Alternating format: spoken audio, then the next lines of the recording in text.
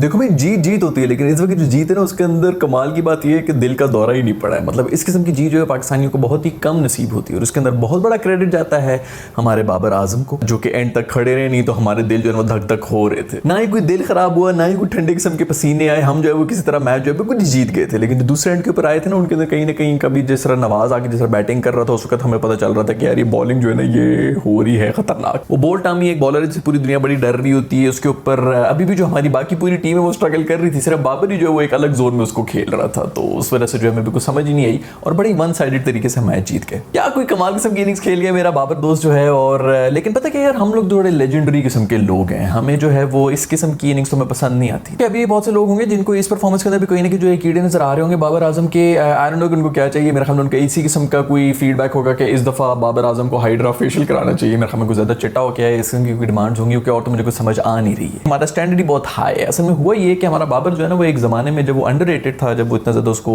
Attention नहीं मिल रही थी, कप्तान नहीं था, स्पॉन्सर्स नहीं मिल रहे थे, तब हमें यही पता था कि इस बेचारे को जो है ना वो पैसे नहीं मिल रहे। अब चूंकि हमें पता चल गया कि वो फेमस हो रहा है, उसको पैसे मिल रहे हैं, जब हम उसको एड्स के अंदर देख रहे हैं तो हम कहीं ना कहीं अंदर से सड़ रहे हैं। हमारी जो अल्हम्दुलिल्लाह जो हमारी कौम है उसका सबसे बड़ा प्रॉब्लम यही है कि जब भी किसी को ऊपर जाता हम देख लेते तो हम उससे सड़ जाते हैं।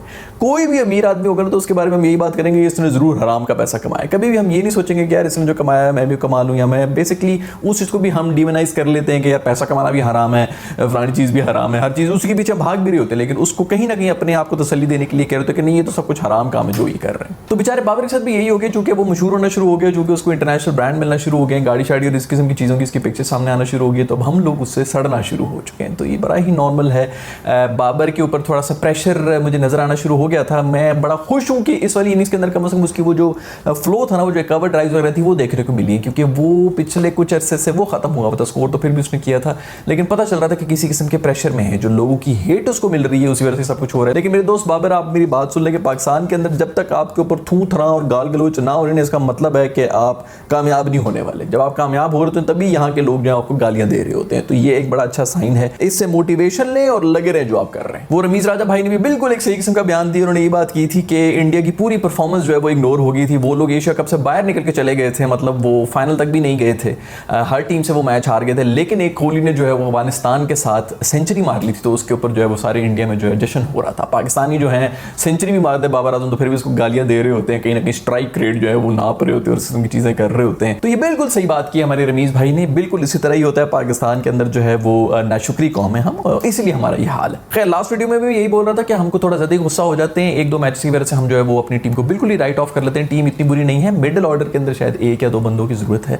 अदरवाइज टीम बहुत ही जबरदस्त है। स्पेशली हमारी बॉलिंग अगर आप देख लें तो अभी इसके अंदर नसीम और शाहीन दोनों नहीं है, वो भी आ जाएंगे तो मेरे ख्याल में कोई 22 ओवर्स जो हमारे वर्ल्ड क्लास होंगे, जिसके अंदर 2 ओवर्स में इफ्तिखार के भी मिला रहा हूँ, नवाज भी है, शादाब भी है, हारिस रऊफ भी है। ये बहुत अंडररेटेड किस्म का बॉलर है हारिस रऊफ। अभी उसकी जो इसके अंदर परफॉर्मेंस थी, मेरे ख्याल में एक ओवर में जो 3 आउट किए हैं वो भी 19th ओवर के ऊपर आकर। उसके बाद बॉय जो है मेरे ख्याल में पाकिस्तान का सेकंड सबसे हाईएस्ट विकेट टेकर भी बन चुका है हारिस रऊफ, तो ये बहुत बड़ी बात है। इतने कम मैचेस के अंदर वो सेकंड नंबर के ऊपर चला गया, बहुत ही अंडररेटेड है। ऊपर से इन ग्राउंड्स के ऊपर ये सीख के आया हुआ है। जब लाहौर के अंदर के कैंप में ये था तो इन्हीं ऑस्ट्रेलियन पिचेस जो थी, जो कि कम से कम सिमिलर कंडीशन ही होती है न्यूजीलैंड के साथ ही, इन्हीं ग्राउंड्स के ऊपर इसने काफ़ी जो है वहाँ पर ट्रेनिंग भी अटेंड की थी। तो ये एक बहुत ही ज़बरदस्त उनका ट्रम्प कार्ड है, जो कि अभी थोड़ा सा बाहर निकल रहा है जब हमारे बाकी जो मेन स्ट्रीम फास्ट बॉलर्स हैं वो इंजर हुए हैं। लेकिन दिमाग यूज़ करके बॉलिंग करते हैं, इसलिए तब भी जाता है क्योंकि जब आपको फील्डर्स की तरफ से वो सपोर्ट ना मिल रही हो तो आपका दिमाग तो फिरता है। खैर अल्लाह का शुक्र है कि इस मैच के अंदर हमारा जो मिडिल ऑर्डर है वो फेल नहीं हुआ। असल में फेल इसलिए नहीं हुआ क्योंकि उनको मौका ही नहीं मिला। शादाब को जो है वो ऊपर भेज दिया गया और उसके ऊपर बहुत लोग जो है वो खुश भी हैं, वो यही कह रहे हैं कि शादाब को इसी पोजीशन के ऊपर खेलना चाहिए। मेरे ख्याल में भी शादाब को ऊपर ही आना चाहिए, क्योंकि उसने आके बता दिया कि किस तरह की बैटिंग हमें चाहिए होती है। वहां पर जो है ना ये 7 से लेके 11-12 ओवर तक जिस किस्म की हम बैटिंग कर रहे होते हैं उसी वजह से मैच पूरा ही डूब जाता है, और उसने आके दिखा दिया कि इस वक्त मैच जो है वो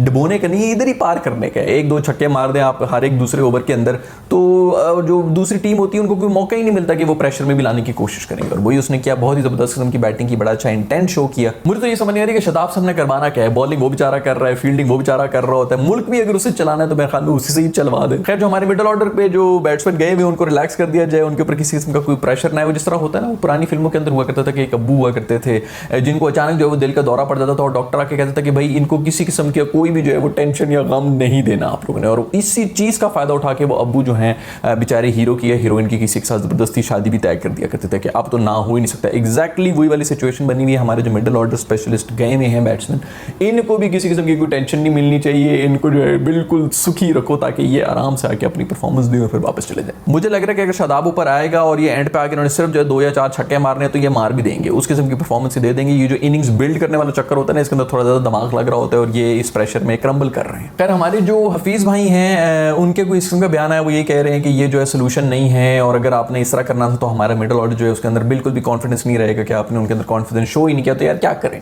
कॉन्फिडेंस शो करके मैच भी तो नहीं हारना ना। तो खैर मैं कहीं ना कहीं इनकी बात से एग्री जरूर करता हूँ कि ये सोल्यूशन नहीं है इस चीज़ का।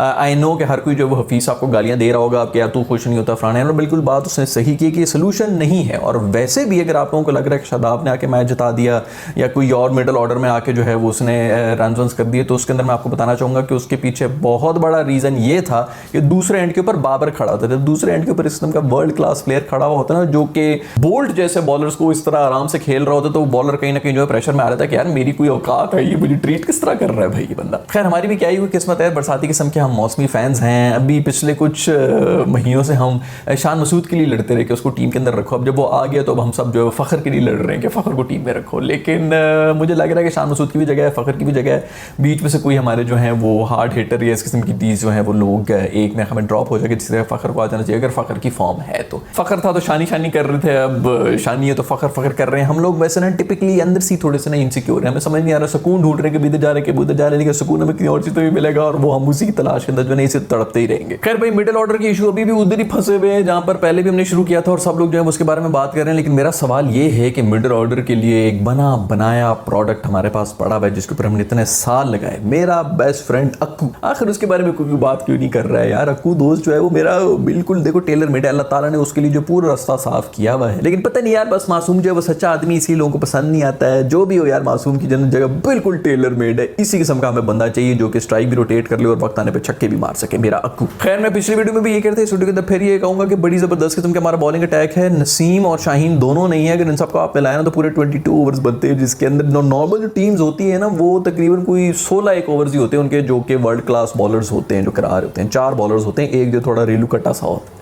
हमारे जो है वो 22 ओवर्स बन रहे हैं, जिसके अंदर 2 ओवर्स जो है वो इफ्तिखार साहब के हैं, चलो उसको वैसे ही माइनस करो तो पूरे 20 के 20 ओवर्स बन रहे हैं, जो कि वर्ल्ड क्लास बॉलिंग होने लगी है। तो मुझे तो बड़ी उम्मीद है भाई हमारी टीम से। फिर हमारा वर्ल्ड नंबर 1 जो बैट्समैन है रिजवान, वो आज बहुत ही जल्दी आउट हो गए। उनका जो आउट था मेरा ख्याल में वो ऑन ग्राउंड देना नहीं चाहिए था, वो इतनी ज्यादा लेग की तरफ बॉल जा रही थी और उसके बाद जब रिव्यू भी लिया तो हल्की सी क्लिप भी हो रही थी, 1 इंची से हो रही थी और उसको आउट देना पड़ गया क्योंकि अंपायर ने आउट दिया हुआ था। मेरा नहीं ख्याल कि वो आउट बनता है। मेरा ख्याल में इसके आउट होने के ऊपर को खुश हुआ तो वो सूर्या कुमार यादव ही होगा। मैं देख रहा था एक स्टैट जिसके अंदर ये बता रहे थे कि पिछले मेरे ख्याल में 2020 के बाद से या पिछले 1 साल के अंदर अगर रिजवान के जो है वो 2000 प्लस रन थे तो सूर्या कुमार के 1000 रन थे। उसके वैसे बाबर से भी कम थे, लेकिन चलो आप फिर भी डिबेट कर सकते हैं कि बेहतर इनिंग्स हुई होंगी whatever, but almost double run है रिजवान के, फिर भी जो है वो रैंकिंग में बिल्कुल उसके ऊपर ही चढ़ा हुआ है। और मेरा ख्याल में अभी जब ऑफिशियली वो थर्सडे को अनाउंस करते हैं, जिस दिन भी अनाउंस करते हैं, बीच में कोई एक दिन आया था जिसमें सूर्या कुमार यादव जो है वो रिजवान से भी ऊपर चले गए थे, यानी कि वो नंबर 1 हो चुके थे। वो तो रिजवान ने फिर भी 50 मार दी थी, तो इसलिए जो है वो वापस ऊपर चला गया और बाय द टाइम उन्होंने अनाउंस किया तो रिजवान दोबारा से नंबर 1 ही था, अदरवाइज वो आगे भी निकल गए थे। तो मुझे समझ नहीं आ रही कि 2000 रन और 1000 रन वाले जो है वो इतने करीब किस तरह हुए हैं T20 रैंकिंग के अंदर। खैर हमारी टीम में भी जो है वो कस्में खाई हुई, डील हुई है बाबर की और रिजवान के बीच में कि एक दिन तू चलेगा एक दिन मैं चलूंगा, इस तरह चल रहा होता है। जिस दिन दोनों चल जाते हैं उस दिन हम मैच जीत जाते हैं, जिस दिन ये दोनों नहीं चलते उस दिन हमारा मिडिल ऑर्डर जो है वो एक्सपोज रहता है और एक एक चल रहे होते हैं तो फिर उसके अंदर थोड़ा बहुत फाइट हो रही होती है और चांसेस भी होते हैं। बात दरअसल ये है कि अगर एक चले और उसके बाद भी हम हार जाएं तो फिर इन्हीं बेचारों पे नाम आ रहा होता है क्योंकि इन्होंने सबसे ज्यादा बॉल्स खेली होती है। खैर मुझे लग रहा है कि ऐसा भी कोई मैच आने वाला है जिसके अंदर ये दोनों जल्दी आउट हो जाएंगे और हमारा मिडिल ऑर्डर जो है ना वो नीचे से आके शेर बन जाएगा। मेरी इस वीडियो का भी स्क्रीनशॉट ले लो भाई, क्योंकि ये होने वाला है और पूरी दुनिया देख रही हो कि कैसे हमारा मिडिल ऑर्डर जो है ना वो हमें मैच जिताएगा। खैर जब हम बॉलिंग कर रहे थे तो हमने विलियमसन को जो है ना आउट कर दिया। वो एक मीम होती है ना, सर वो कहते हैं कि ये कर दिया तो बंदा कहता है हाँ कर दिया, तो आप आगे से कहते हैं कि वो नहीं करना था, तो इसको भी आउट नहीं करना था। जैसे इसको आउट किया तो उनके नीचे से पावर हिटर्स आ गए और तब हमें पता चला कि यार इस तरह होता है मिडिल ऑर्डर। उसी से मेरे ख्याल में थोड़ी सी इंस्पिरेशन लेके थोड़ा सोचा कि अच्छा इस तरह की बैटिंग करनी है जब आउट हो जाए टॉप ऑर्डर। चैपमैन और फिलिप्स आए थे, उसके अंदर भी जो मेरा दोस्त नवाज जो है वो इतनी खूबसूरत किस्म का स्पेल कर रहा था। मासूम जो है 3 ओवर मजे में बैठा हुआ था, उसने कोई 20 रन दिए थे 3 ओवर के अंदर और आखिरी ओवर के अंदर फिर 20 रन दिए थे। चैपमैन को पड़ा है उसके ऊपर छक्के मारे, लेकिन फिर हमारे बॉलर्स ने बेहतरीन किस्म का कम बैक कर लिया।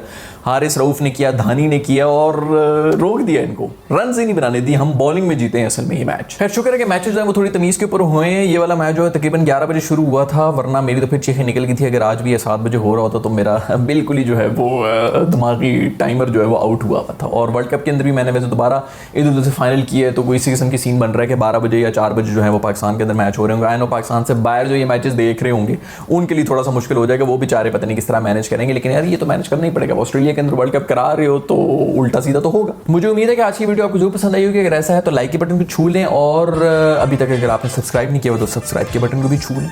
आई will see you in the next video. Bye.